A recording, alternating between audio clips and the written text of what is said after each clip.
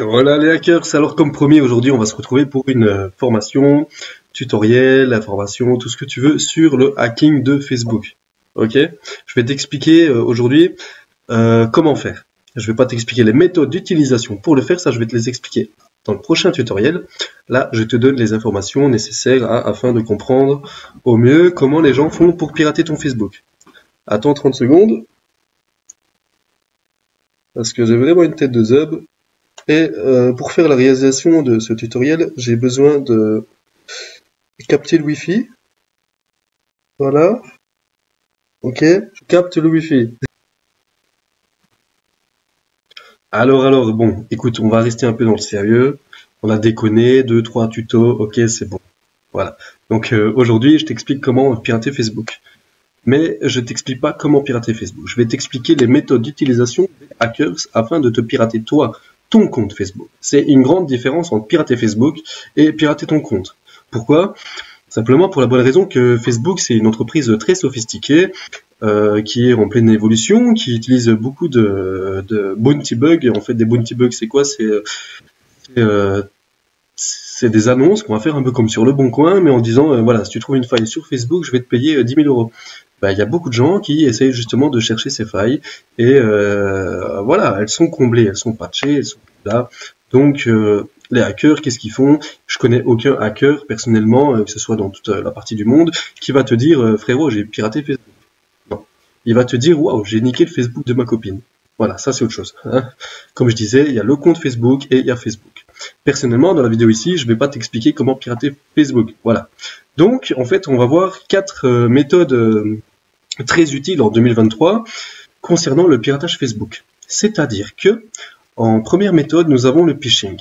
Le phishing, c'est quoi? Le phishing, c'est la création d'une fausse page internet, ok, où tu vas rentrer tes identifiants et où la personne malveillante derrière va récupérer ceci. En gros, c'est une fausse page Facebook, tu vas croire que tu te connectes, en fait tu vas pas te connecter sur Facebook, tu vas te connecter à rien du tout et tes mots de passe et ton utilisateur va être envoyé par email, par SMTP, par FTP, il va être envoyé en gros à la personne qui te victimise, en fait. Hein. Vous êtes des victimes, je suis une victime, on est tous des victimes et on s'est tous fait hacker, au moins une fois dans notre vie. Ça, c'est la partie phishing. La partie phishing, elle va fonctionner sur des jeux vidéo, par exemple. Allez, disons, sur 10 personnes sur 100 n'utiliseront pas les mêmes identifiants partout. Pourquoi? Parce qu'elles sont un peu plus intelligentes. Elles vont se dire, non, je dois changer, j'ai vu ça quelque part, modifie ton mot de passe, pas le même partout. Enfin bref, elles sont un peu plus matures au niveau des sécurités. Par contre, on va dire que 90 personnes sur 100 vont utiliser les mêmes identifiants sur tous leurs comptes. C'est-à-dire leur compte Steam, je sais pas moi, ils font des trucs sur eBay, ils vont prendre le même bazar, ils font des trucs sur toujours les mêmes identifiants. C'est la plus grande erreur que vous faites euh, en vous inscrivant sur des sites internet. Voilà. Donc, par exemple, je vais pouvoir récupérer sur une fausse page Facebook, une fausse page YouTube, une fausse page TikTok, je sais pas, il y a beaucoup de joueurs de Dofus, j'ai vu en ce moment, donc on va créer un faux serveur Dofus, tu vas mettre tes identifiants, paf, je t'ai niqué ton Dofus. Voilà, ça s'appelle une page de phishing, c'est quoi?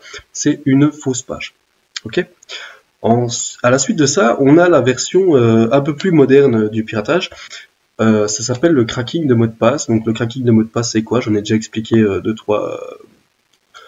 trois exemples dans mes tutoriels. C'est quoi? C'est tu as un identifiant, ton adresse email, hck@gmail.com, hck pour hackers, hein, voilà.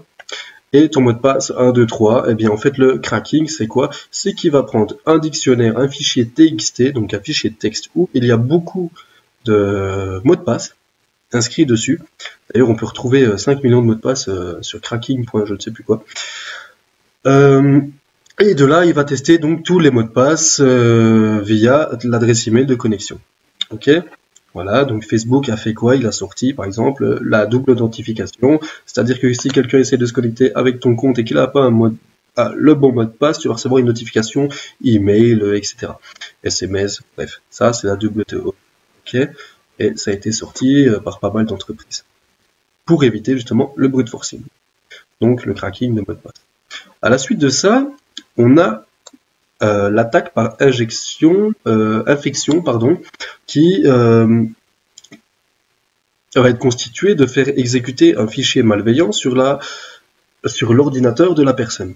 C'est-à-dire que, on va appeler ça un stealer. Un stealer, c'est quoi? C'est un fichier que je vais coder avec beaucoup de malice afin de le rendre indétectable par ton antivirus. Toi, tu vas cliquer dessus, tu vas rien voir. Mais pendant que tu vois rien, en fait, c'est simple. En arrière-plan, eh ben, moi, je vais recevoir tous tes mots de passe, tous ceux que tu as enregistrés sur ta machine. Donc, je précise que si tu veux être bien secure ou bien safe, n'inscris pas tes mots de passe dans ton répertoire de mots de passe Firefox, Google Chrome, etc. Mets-les plutôt sur un bout de papier. Pourquoi? Ben, parce que simplement, le voleur qui va venir chez toi. Imagine, il y a un voleur, il va venir chez toi, il va te prendre ton PC. D'accord? Il va pas prendre tes papiers à côté. On est d'accord? Il va tout te prendre, ton argent, ta télé, tout. Il va pas prendre tes papiers. Il n'aura pas accès à tes mots de passe. Voilà. Imagine plutôt un petit Black 8, un petit gamin qui vient de commencer. Lui, il va récupérer tes mots de passe. Il va pas prendre tes papiers. Tu comprends ce que je veux dire? En gros, protège-toi, mets tout sur papier, pas dans ton téléphone, pas en fichier. D'accord, ça c'est la méthode d'infection. La méthode d'infection, elle va passer comment? On a tous reçu une invitation d'une petite bombe là, tu sais, une petite femme ou un petit homme qui a envie de sortir au cinéma avec, par exemple. Eh bien, en fait, elle va te dire, tiens, regarde ma photo. Donc, il y avait une faille sur WhatsApp en 2020 qui avait pour procédure de t'envoyer donc cette photo, et dans la photo, il y avait un fichier malveillant, et une fois que tu avais cliqué dessus sur ton smartphone ou sur ton navigateur internet, tu étais hacké. Hacké, je veux dire que, en fait, dans le fichier image, tu avais un fichier malveillant, donc un virus, et quand tu lances l'image, donc tu affiches simplement l'image sur ton smartphone ou ton PC, tu étais infecté. Donc le fichier se répandait sur ton disque dur, voilà. Il y a une faille qui a été corrigée sur WhatsApp, mais qu'on peut encore retrouver sur pas mal d'applications. Ça s'appelle la page d'infection. C'est la base. Ça s'appelle du social engineering, c'est-à-dire fais confiance à la personne que tu veux hacker. Elle a confiance en toi, tu as 50%, voire 70% de chance de récupérer tout ce que tu veux de cette personne. Là, on peut retrouver cette méthode d'arnaque, par exemple, sur beaucoup de civils, donc beaucoup de personnes dans la vie réelle, hein, où je vais te faire confiance, tu vas me faire confiance, et en fait, il fallait pas me faire confiance. Voilà, je t'ai pris tout ce que tu avais, je suis parti, ok? Voilà. On a ensuite l'attaque SSL Strip par Man in the Middle. J'ai pas encore parlé de cette attaque. Mais en fait, l'attaque Man in the Middle, ça va être simple. Sans vous oublier ce que je viens de dire. Donc voilà, j'ai ma box, je vis chez ma mère, et ma petite sœur me casse les bonbons, et j'aimerais l'emmerder un peu. Donc qu'est-ce que je vais faire? Je vais essayer de lui couper Internet, je vais lui prendre ses identifiants. Voilà. Et comment je vais procéder? Eh bien, c'est très simple. Imaginons, moi je suis ici. Ma box Internet est dans le salon. Et ma sœur est dans sa chambre. Je vais, moi, me faire passer pour la box Internet qui est ici, pour lui faire croire que ma sœur est dessus. Donc, à la place que ma sœur vienne se connecter à la box Internet, elle va faire quoi? Elle va venir se connecter à moi. De là, je sais sniffer tous les paquets. Par sniffage de paquets, je veux dire que je vais voir toutes les données qui sont transférées d'un réseau à un autre, et ils vont passer par mon ordinateur. De là, avec une attaque Man in the Middle, et SSL Strip. SSL Strip, c'est quoi? C'est que par exemple, Facebook, tu peux regarder l'URL, elle est sécure. Pourquoi? Parce que tu as marqué HTTPS devant. D'accord? Et le script SSL Strip, justement, va faire en sorte que la protection soit... il n'y en a plus, en fait. Toi. Donc ce sera HTTP et plus HTTPS. Voilà. Du coup, sans cette protection, les données ne sont plus cryptées. Et j'ai accès avec un renifleur de paquets, tel que Wireshark ou voilà, d'autres sniffers de paquets, afin de voir toutes les données qui sont envoyées. Je peux donc récupérer les images, les liens, les photos, les textes que tu auras envoyés sur le réseau. Pardon. Voilà. Donc, il faut oublier le fait que Facebook est piratable. Si tu veux en savoir plus sur le piratage de Facebook, je te montre les méthodes tout de suite dans la vidéo prochaine. Allez, abonne-toi.